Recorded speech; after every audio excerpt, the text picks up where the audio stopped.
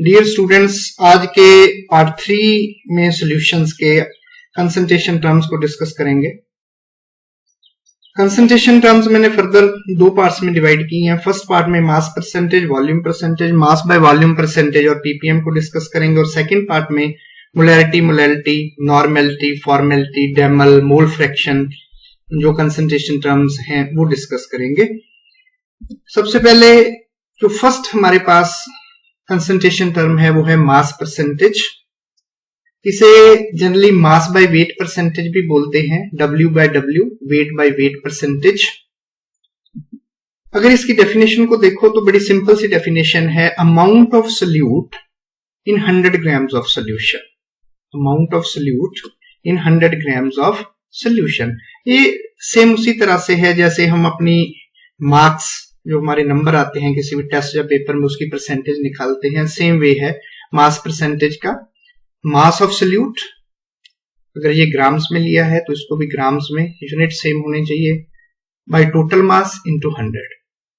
और जो mass percentage है, कई बार हमें लगता है सिर्फ सोल्यूट की निकाल सकते हैं, मास परसेंटेज ऐसा नहीं है, आप सॉल्वेंट की भी निकाल सकते हो।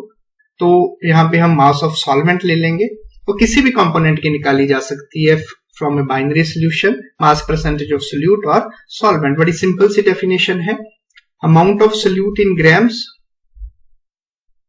in 100 grams of the solution।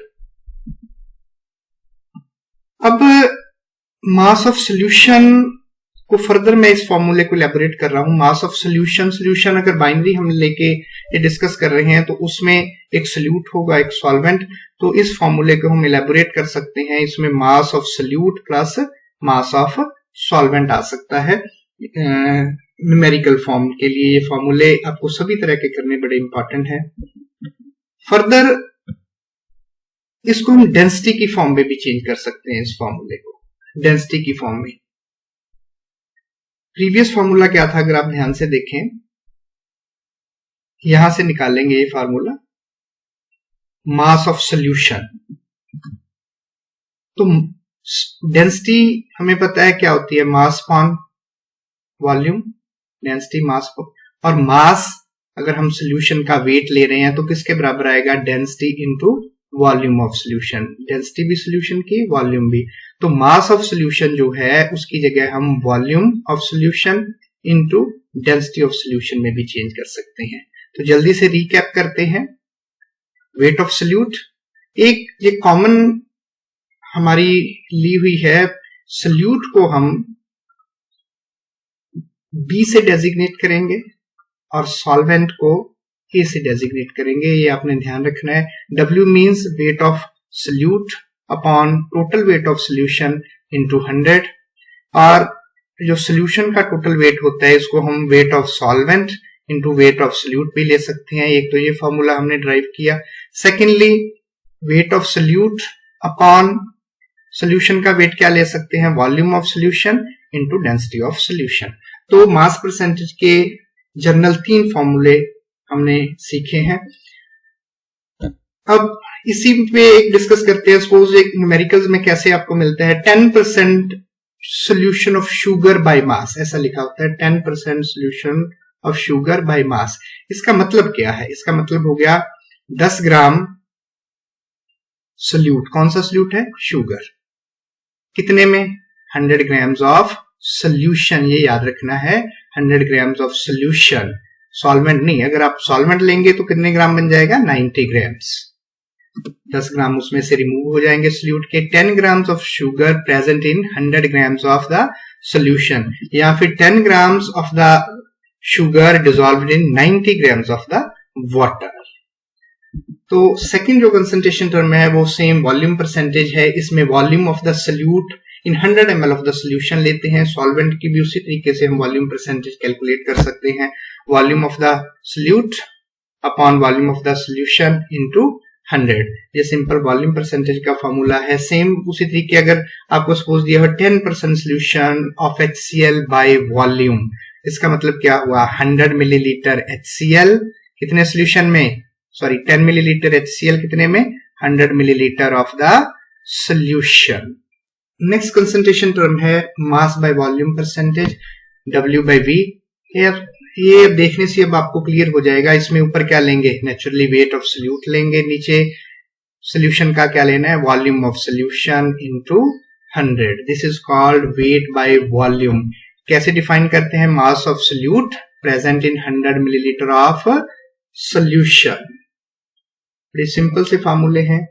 Suppose आपको आ जाए 10% मास by volume, mass by volume, इसका मतलब क्या होगा, 10 ग्राम्स ऑफ सोल्यूट कितने में, 100 millilitre of solution.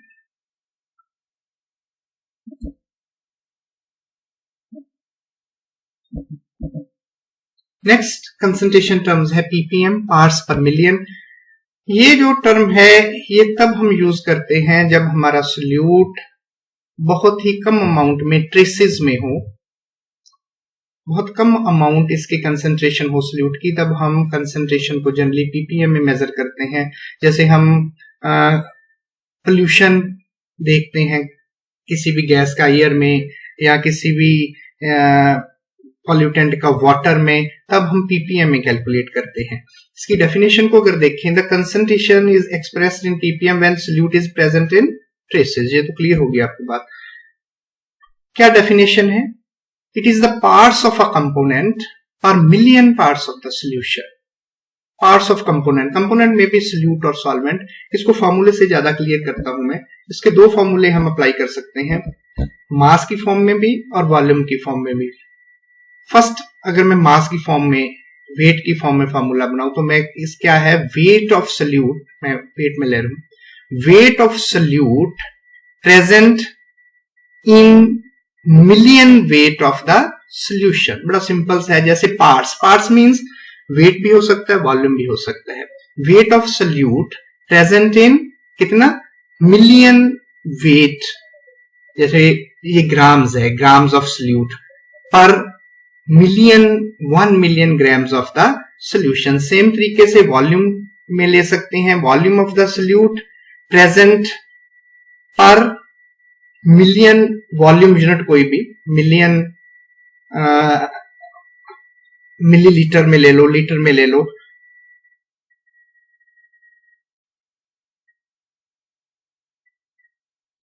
Next concentration terms है पार्ट्स पर मिलियन।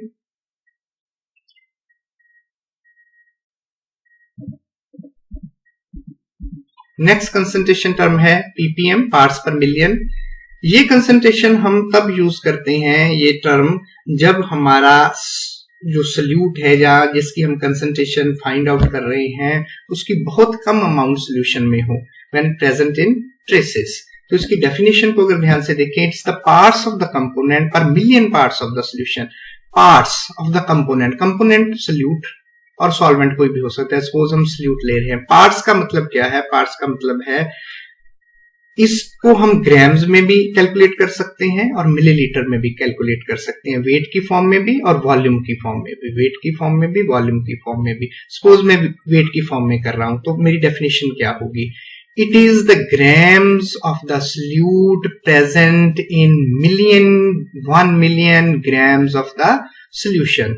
अगर यही डेफिनेशन, अभी फार्मूला देखते हैं हम इसका, मास of solute, mass of solution in million parts. अगर वॉल्यूम में इसकी डेफिनेशन लेनी हो तो कैसे लेंगे, it is the millilitre of the solute present in million millilitre of the solution. तो जो पार्ट्स पर मिलियन है इसको हम ग्राम्स की फॉर्म में भी निकाल सकते हैं, इसको हम वॉल्यूम की फॉर्म में भी निकाल सकते हैं। इसकी एक एग्जांपल लेके और क्लियर करते हैं। एटमॉस्फेरिक पोल्यूशन जो होता है, पहले भी हमने बात की, वो पीपीएम में कैलकुलेट किया जाता है। सपोज हमारे पास टर्म है 10 ppm of SO2 in air means, ध्यान दीजिए ये ppm बाय वॉल्यूम में कैलकुलेट किया जाता है। तो जो पार्ट्स हैं उसमें क्या रख रहे हैं, अब हम वॉल्यूम रख रहे हैं। इसका क्या मतलब हो गया, 10 ppm, इसका मतलब हुआ 10 मिलीलीटर किसका, SO2 का, कितने में प्रेजेंट है, million millilitre of the air. Clear हो गई। तो ये थी हमारी आज की कंसंट्रेशन टर्म्स, बड़ी सिंपल सी टर्म्स थी। एक बार जल्दी जल्दी आप इसको रिकैप कर लेते हैं। फर्स्ट याद कीजिए कौन सी की थी, wait by weight percentage. Second, volume by volume, third बिल्कुल ठीक वेट बाय वॉल्यूम, और फोर्थ हमने ppm। अब ट्रेसेस में अगर सल्यूट हो तो कौन सी अप्लाई करते हैं, दिस वन। तो नेक्स्ट लेक्चर में हम molarity, normality, molarity, mole fraction वगैरह कंसंट्रेशन टर्म्स डिस्कस करेंगे।